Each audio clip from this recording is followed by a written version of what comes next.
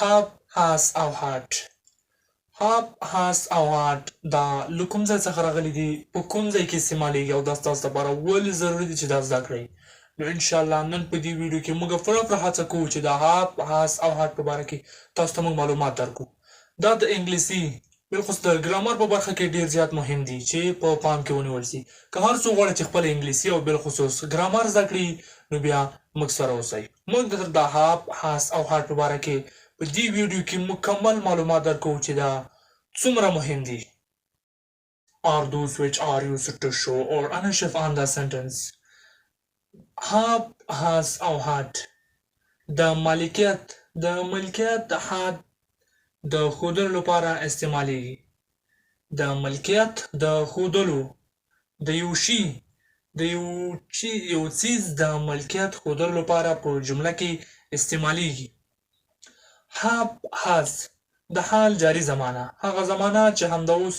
روانه او جریان لري یا اوس دلالت کوي چې اوس وي have for example د مثال په توګه I have a car زه لرم یو موټر دلته have د I فعلي ضمیر لپاره استعمال شوی ده او د اوس د جریان حد د ښودلو لپاره استعمال شوی ده I have a car زه لرم یو موټر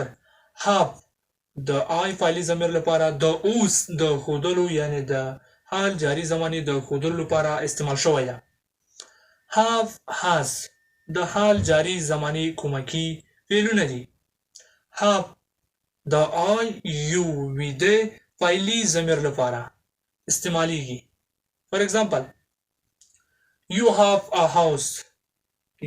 have a house تاسو لرئ یو کور have د یو فعلي ضمیر لپاره استعمال شوی ده you have a house تاسو لرئ یو کور دا د یو فعلي ضمیر لپاره have استعمال شوی ده او د اوس د حال جاری زمانه د اوس زمانه د ښودلو لپاره استعمال شوی ده have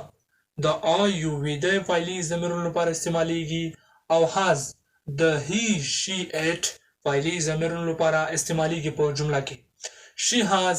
a nice car هغه لري یو ښکلی موټر she has a nice car هغه لري یو ښکلی موټر یا مثال he has a bicycle هغه لري یو بایسکل he has a bicycle هغه لري یو بایسکل دا د حال جاری زمانه چې اوس دلالت کوي او په اوسنی وختونو کې په کار راځي he has a bicycle هغه لري یو بایسکل دغه د اوس زمانه دي یعنی د حال جاری زمانه have د I you we they فعلي ضمیرونو لپاره استعمالیږي او has د he she it فعلي ضمیرونو لپاره استعمالیږي د مثال په توګه for example I have زه لرم you have تاسو لرئ they have دوی لري we have موږ لرو د have د I you we they فعلي ضمیرونو لپاره استعمال شوی ده همدارنګه has د he she it فعلي ضمیرونو لپاره استعمال شوی ده he has a هغه لري she has هغه مؤنث لري it has هغه یا دغه وبېجانه لري دغه have has د حال جاری زمانه کومکی فعلونه دي have د I you we they فعلي ضمیرونو لپاره او has د he she it فعلي ضمیرونو لپاره استعمالیږي I have زه لرم you have تاسو لرئ they have دوی لري we have موږ لرو she has هغه لري مؤنث he has هغه لري مذکر او it has هغه یا دغه لري نو د has پورې د have او has پورې تړلي معلومات همدارنګه دا ډیر په خلاص ډول had هم د ملکیت had د ښودلو لپاره استعمالیږي خو had د past conjugation یا تیرې زمانې فعل ده have او has د حال جاری زمانه فعلونه دي چې ملکیت کوي او had د past conjugation یا تیر زمانه یو فعل ده د مثال په توګه I had little money ما لږ پیسې درلودې ما درلودې دغه وخت تیر سوی و دا وخت تیر ده I had little money ما لږ پیسې درلودې د هغه وخت دا چې تیر سوی ده همدارقم had د تیر وخت د تیرې زمانې د ښکاره کولو لپاره ده had I had a little money ما لږ پیسې درلودې د وخت تیر سوی ده د زمانه تیره سوې ده I had little money ما لږ پیسې درلودې همدارقم had د ملکیت ښودلو خو هغه وخت چې تیر سوی وي د هغوی لپاره استعمالیږي I had ما درلوده د مثال په توګه I had ما درلوده You had تاسو درلوده They had دوی درلوده We had موږ درلوده He had هغه درلوده She had هغې درلوده It had دغه یا هغه درلوده